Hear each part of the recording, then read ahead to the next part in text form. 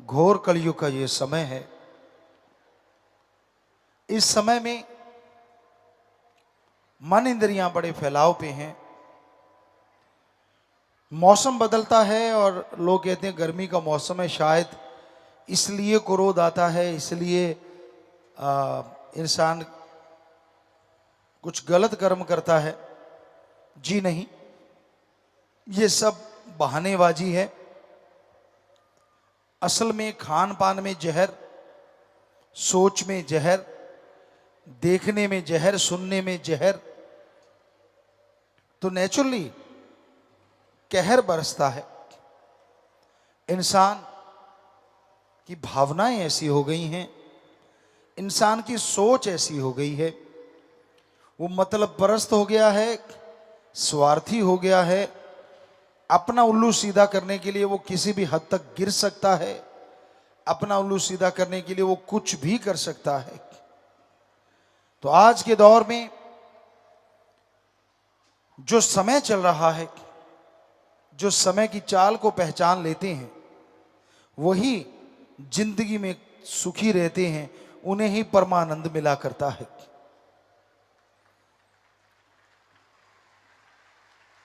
और समय का दौर ऐसा है,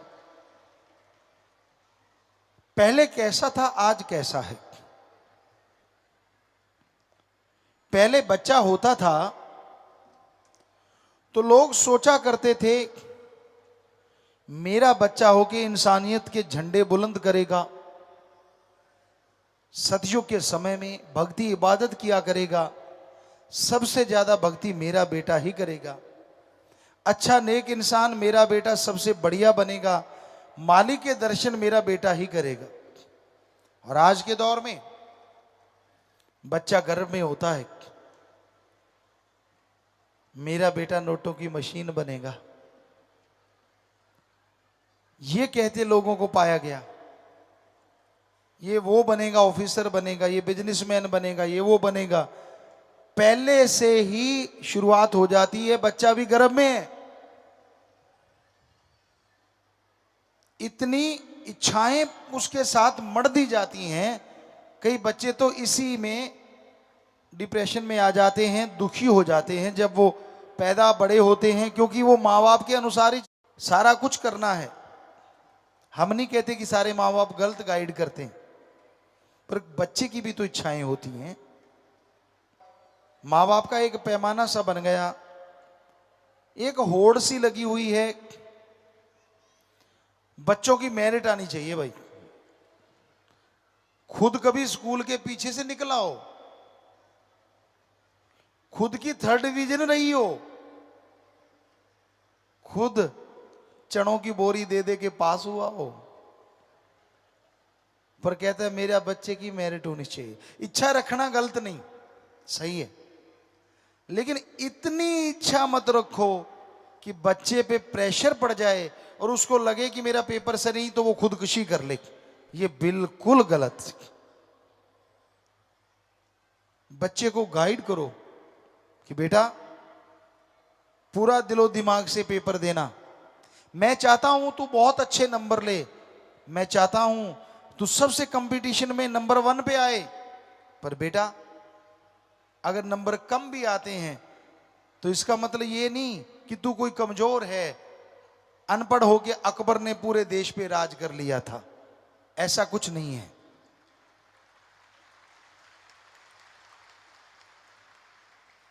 पर आप तो कहते देख ले, अगर नंबर आगे कम तो फिर देख लेना। वो एक चुटकुला सा बड़ा चला था, आजकल भी चल रहा है, पहले बहुत पहले ही वो शुरू हुआ था, कि कहता भाई अगर तेरे नंबर अच्छे ना आए तो फिर मुझे बाप ना कहना। रिजल्ट आया, बच्चा घर में आया, अपने बाप को कहने लगा रामदास, कहने लगा क्या हुआ, कहता यार मैं फेल हो गया, क्योंकि बाप तो कहना नहीं, उसने कहा था। तो ऐसे रामदास मत बनो जो ये कहना पड़े बच्चे को। ठीक है, इतना प्रेशर मत डालो अपने बच्चों पे, उनको मोटिवेट करो, पर उसका एक लेवल होता है। इतना भी मत करो कि सारी उपेक्षाएं इच्छाएं उसी पे मर दो। ये तो फर्स्ट आएगा तो ठीक, हमारी तो नाक कट जाएगी बेटा, हम तो मर जाएंगे बेटा, हम तो बर्बाद हो जाएंगे। क्यों भाई? ये चीजें क्यों कहते हो आप अपने बच्चों को? कहना ये चाहिए बेटा पेपर दे, हम तेरे साथ हैं, फर्स्ट डिवीजन आएगी तो तेरे को ये करेंगे, मेरिट आएगी तेरे को इतना कुछ करेंगे, अरे अगर तू पास हो गया तो भी हम तेरे साथ ये करेंगे, अगर तू बाई चांस फेल हो जाता है तो बेटा हिम्मत नहीं हारनी चाहिए। हिम्मत जिनके पास होती है वो एक बार नहीं तो दूसरी बार में पक्का तरक्कियां कर जाया करते हैं। तो उससे बच्चे को हौसला रहता है कि हाँ भाई अगर थोड़ा कम भी आ जाएगा तो माँ बाप कुछ नहीं कहेंगे। कई घरों में जो ज्यादा पढ़ाकू कीड़े माँ बाप होते हैं वो बच्चों को इस तरह से प्रेशर में ला देते हैं कि बाद में पश्चाताप के अलावा कुछ भी पल्ले नहीं रहता। बच्चे खुदकुशी कर लेते हैं या वो डिप्रेशन में चले जाते हैं, दिमाग हिल जाता है। हमें बताया करते हैं डॉक्टर साहबान जब पढ़ा करते थे, कहते जी कईयों के माँ बाप कहते तू फर्स्ट डिवीजन में ही तू डॉक्टरी करना, इंजीनियरिंग करना। कहते रात को हमने उनको कुत्तों के पीछे भागते देखा। वो कुत्तों को कहा करता अरे रुक रुक रुक रुक यार बातें करते हैं, क्योंकि इतना डिप्रेशन हो गया उसको कि भाई मैं नंबर अच्छे नहीं आएंगे तो मेरा परिवार बर्बाद हो जाएगा, मैं बर्बाद हो जाऊंगा। मोटिवेट करने का तरीका होता है, सही ढंग से मोटिवेशन करना चाहिए। मोटिवेट करो उसको कि हाँ बेटा तू इस तरह से पढ़ा कर, सुबह 2 घंटे, शाम को 2 घंटे कम से कम। छोटी क्लासें जो हैं, कोई इंजीनियरिंग या कोई डॉक्टरेट कर रहा है तो उसको कहो बेटा ये तभी ले अगर तू 8-10 घंटे पढ़ेगा, 3-3 घंटे करके पढ़ ले, 2-2 घंटे करके पढ़ ले। ये नहीं कि 10 घंटे इकट्ठा ही पढ़ ले। कई बार ऐसा होता है कि प्रेशर पड़ता है माइंड पे और इंसान नहीं रहता, वो रोबो बन जाता है। किसकी इच्छा नहीं होती कि उसका बेटा तरक्की करे? किसकी इच्छा नहीं होती कि उसका बेटा बेटी बुलंदियों पे जाए? सबकी इच्छा होती है, पर इच्छा पूरी करने के तरीके होते हैं। उसको ढंग से, जैसे आपको पिछली बार बोला था कि भाई बच्चे को कहो सुमरण करेगा तो मैं तुझे 10 मिनट के 50 रुपए, 100 रुपए, 10 रुपए जितने भी आप दे सकते हो अपनी औकात के हिसाब से, अपनी कमाई के हिसाब से, वो बांध दो कि भाई तू 10 मिनट सिमरन करना बेटा, 10 रुपए, 50 रुपए, 100 रुपए जो आप दे सको कि मैं तुझे दूंगा ही दूंगा।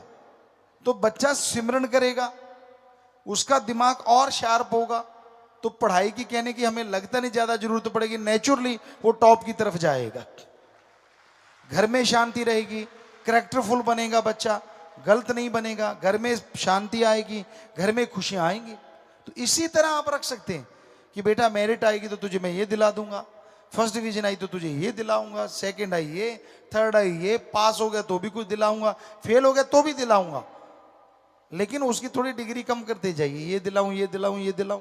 पर उसको ये ना लगे यार कहीं फेल हो गया तो घर में घुस के दिखाना, या रामदास ना कहना पड़े, क्योंकि ये गलत। उसको मोटिवेशन करना बहुत जरूरी है। डेली उस पर ध्यान दीजिए। अगर आपको इच्छा है कि वो मेरिट में आए, डेली देखो कि क्या वो 2 घंटे पढ़ता है। सुबह 2 घंटे, शाम पास बैठिए, पहले बातें कीजिए, उससे प्यार कीजिए कि बेटा तू 2 घंटे पढ़, फिर अपन एंजॉय करेंगे, फिर तेरे को ये दिखाएंगे वो दिखाएंगे, वहां खेलेंगे, ये खिलाएंगे वो खिलाएंगे। तो डेली अगर मोटिवेशन करोगे तभी है ना। आप तो सारा दिन अपने कामों में लगे रहो, पर बेटे को मेरिट आनी चाहिए, निगाह आप रखते नहीं। तो माँ बाप का फर्ज है कि वो अपने बच्चों पे 100% ध्यान दें, उनको बताएं कि आपने कैसा बनना है, आपने क्या करना है। अगर इस तरह से ध्यान रखोगे तो बच्चे पे प्रेशर नहीं पड़ेगा और वो यकीनन अच्छे नंबरों से पास होगा, अच्छे नंबरों से मेरिट भी ला सकता है, वो डिग्री होल्डर होगा, हो सकता है टॉपर बन जाए। पर माँ बाप को भी तो चाहिए ना कि हर दिन उस पर ध्यान रखें, उसकी संगत पे, उसकी सोहबत पे।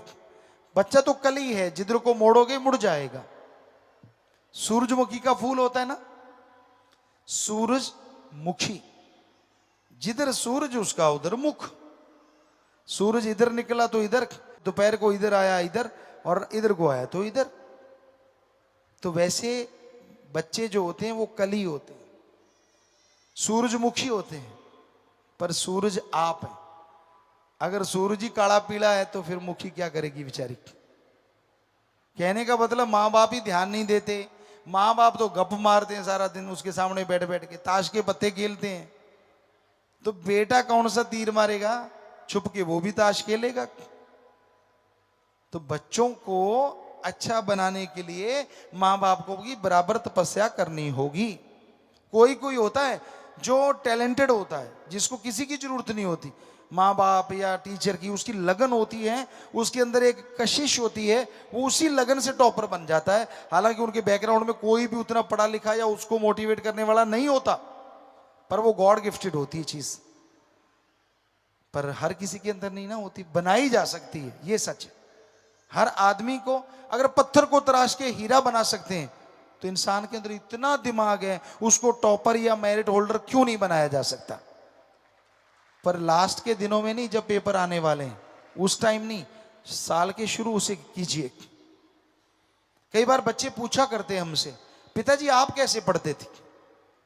पेपर वगैरह हो जाते, हम कोशिश करते नया सिलेबस हमें मिल जाए, बुक्स आ जाएं, और ये पता नहीं क्या कोई अंदर वो टैलेंट कहिए। हमारे हिंदी लगती थी, पंजाबी की बुक्स होती थी, नया बड़ा चाव होता था कि उनको पढ़ के, और उनको पढ़ के हम छुट्टियों से पहले ही रख देते थे। और पूरा साल कहीं से भी कोई सवाल पूछ ले हमारे याद होता था, कहीं से भी कोई क्वेश्चन पूछ ले, क्योंकि इंटरेस्ट से पढ़ा जाता था, रुचि से। एज ए लोग नावल पढ़ते हैं जैसे, या टीवी सीरियल देखते हैं, उस तरह से हमें होता कि हाँ ये दो बुक तो यार एक साइड में रख दो, बात ही खत्म। हिंदी पढ़ ली, पंजाबी कहीं से कोई पूछ ले याद है। बड़े इंटरेस्ट से पढ़ते थे, और छुट्टियां होते ही होमवर्क पूरा करते थे। जो होमवर्क मिल जाता था कि यार पहले इसको खत्म करो ताकि टेंशन रहे ही ना, होमवर्क करके रख देते थे। और जो स्टडी होती थी वो लास्ट जब छुट्टियां खत्म होती थी, स्कूल लगने से पहले 5-4 दिन सब बुक्स को फिर से एक बार चेक करते पढ़ते, ताकि वो सब माइंड में फिर से रिन्यू हो जाए। और फिर जब पढ़ा करते तो इमेज बना के पढ़ा करते थे हम लोग। 32 नेशनल गेम खेलना, जो भी होमवर्क मिलता था, रिसेस टाइम 45 मिनट का या 1 घंटे का होता था, हमें याद नहीं। तो उस 45 मिनट में हम जो खाना खा के शायद 1 किलोमीटर जाना, 1 किलोमीटर वापस आना, कुल मिला के 10 मिनट लगाते थे हम। स्पीड से भागे जाते, बच्चे क्या कर रहे हैं हमें नहीं पता होता था, हम स्पीड से जाते, गेट के अंदर घुसते, माता जी को आवाज देते खाना रख दो, उनको पता होता था, तो वो खाना रखा पड़ा होता, खाया, पूरी स्पीड से वापस, और उस आधे घंटे में या 40 मिनट में अपना होमवर्क किया करते थे हम। मॉनिटर भी होते थे स्कूल के, कभी हम होते थे, कभी कोई दूसरा। तो फिर एक एग्रीकल्चर का पीरियड होता था हमारे, और एग्रीकल्चर वहां कोई करवाता ही नहीं था, हम कर लेते तो कर लेते। तो एग्रीकल्चर के पीरियड में सारे बच्चे शरारतें करते और हम होमवर्क करते। सो यानी 8 पीरियड होते, सभी का होमवर्क वगैरह करके लगभग 80 to 90% होमवर्क हो जाता स्कूल में ही। बुक्स वहीं रखते और गेम शुरू, क्योंकि होमवर्क हो गया, होमवर्क के साथ साथ याद भी हो गया, तो वहीं गेम शुरू कर देते। शाम तक गेम चलता, रात को कबड्डी चलती। पर कबड्डी जाने से पहले खाने के बाद 2 घंटे जरूर पढ़ते, या फिर 2 घंटे शाम को नहीं पढ़े छोटी क्लास में, सुबह 2 घंटे जरूर पढ़ते। और जब पढ़ते थे तो ये होता था कि माताजी और बापूजी को बोला होता कोई आए ना हमारे कमरे में मत आ जाना, दरवाजा मत खोल देना। कई बार दरवाजा खुला छोड़ के पढ़ते, क्योंकि हम उसको इमेज बना बना के पढ़ते थे, कि किसी भी फार्मूले की इमेजेस बनाते, उसको लिखते लिखते उसकी इमेजेस फिट कर लेते माइंड में। और जब भी कभी फार्मूला था, मैथ्स था, जब बड़ी क्लासें आई तो केमिस्ट्री थी, फिजिक्स थी, इतने गेम के बावजूद भी अच्छे नंबर आ ही जाते थे। तो इमेजेस बनाई होती थी कि वो इमेजेस निकालते, यार उसके साथ केमिस्ट्री लिख देते ऊपर।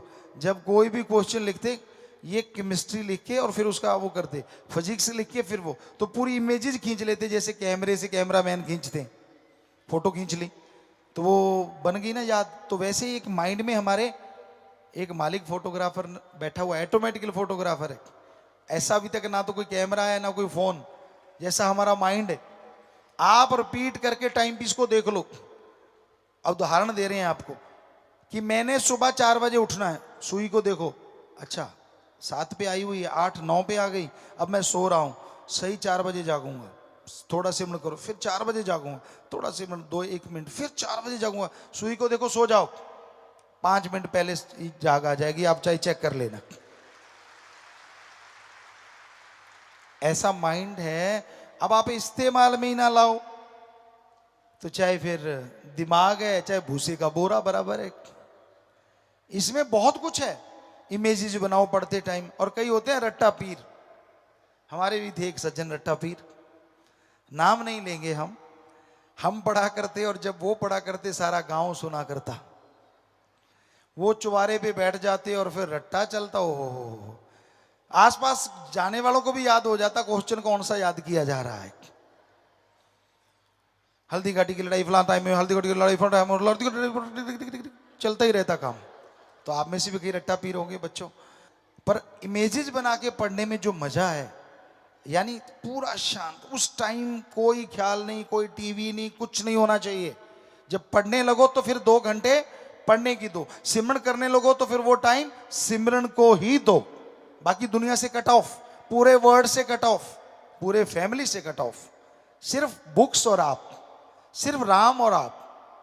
जब इस तरह से पढ़ाई करोगे तो कोई आपको तरक्की करने से रोक नहीं सकता, ये पक्का है। तो माँ बाप थोड़ा इस तरह से मोटिवेशन करें बच्चों को। और हमारे तो माँ बाप को पता ही नहीं था पढ़ाई होती क्या है, पढ़ा करते थे। ऐसे बहुत से बैकग्राउंड होगी जिन्होंने बहुत तरक्की की, लेकिन उनके माँ बाप को जरूरी नहीं।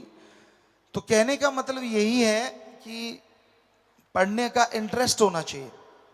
कई बार बच्चे पूछते पिताजी आप 32 नेशनल गेम, हमने कहा 3 गेम तो हमारे ये दान सिंह चरणजीत खेलते थे, कबड्डी था, वॉलीबॉल था, क्रिकेट था। जब ये थक जाते तो फिर हम शॉर्ट पुट वालों के साथ, फिर जेवलिन के साथ, फिर डिस्कस वालों के साथ, कभी कभी खो खो वालों के साथ भी दांव लगा लेते थे। फिर कहीं हाई जंप, कहीं लॉन्ग जंप, और वहां खत्म नहीं होता था सिलसिला। हम लोग खाना खाते, गांव में सूरज रहते रहते खाना खा लेते, खाना खाते और खाना खाते ही खिसक जाते, या तो आटा चक्की पे, और वहां पे आटे की बोरियों को उठाना। आज हम नहीं कह सकते, लेकिन तब 50 किलो के बाट को हम यूं पकड़ते थे और अपने हाथ से धरती से यूं उठा के यहां ले जाते थे। और आज आप में से फन्ने का कोई 20 किलो का बाट उठा के देख लेना, आपको पता चल जाएगा। हाथ सीधा रहना चाहिए। यूं बाट के अंदर एक डंडी होती थी, ऐसे उसको पकड़ते थे और यूं 50 किलो का बाट, आम सी बात थी, हालांकि और कोई नहीं कर पाता था। तो आटे के गट्टे से बाला निकालना, पूरा 1 क्विंटल को उठाना, कि यहां से यहां रखा, यहां छाती पे रखा और ऊपर कर दिया। तो इस तरह के वो गेम चलते। फिर कबड्डी होती गांव में, बुजुर्ग एक तरफ खेलते, हम लोग जब चंद्रमा होता तो हम लोग एक तरफ खेलते, वो कबड्डी होती। जब कहने का मतलब, गेम अपनी जगह और पढ़ाई अपनी जगह। आजकल के प्लेयरों की किताबों पे इतनी मोटी परत मिट्टी की जम सकती है, अगर आंधी आती हो तो हाथ ही नहीं लगाते मां दे पुत्र। जब पेपर आते तब फूक मारते, अच्छा ये सब्जेक्ट भी है, एडी मोटी बुक, बोलणगे पंजाबी या हरियाणवी, इतनी मोटी बुक, इंग्लिश जरूर बोलनी है लास्ट बुक, उतों ही पता लगता पुत बुक की बुक, बाकी तो थुक ही थुक। कहने का मतलब, जब देखोगे तब तो कहां से मेरिटें आ जाएंगी भाई। पढ़ाई करो, गेम्स खेलो, तालमेल बना के रखो। हम तो सारा खेत भी तो संभाल देते साथ में, वो तो अलग ही चीज थी। सारे गेम वगैरह खेले, शाम को फिर सारी रात ट्रैक्टर चलाना। वहां पड़ोसी थे वो भी जानते हैं, सारी सारी रात भी चलाया करते थे। तो आदमी कर्मठ होना चाहिए, आलसी ना बनो। एक शायर ने लिखा था, कहता है एक जमाना होता था जब सब लोग जंगल जाते थे, आज जमाना आ गया जंगल घर में समा गया। हर हकीकत है।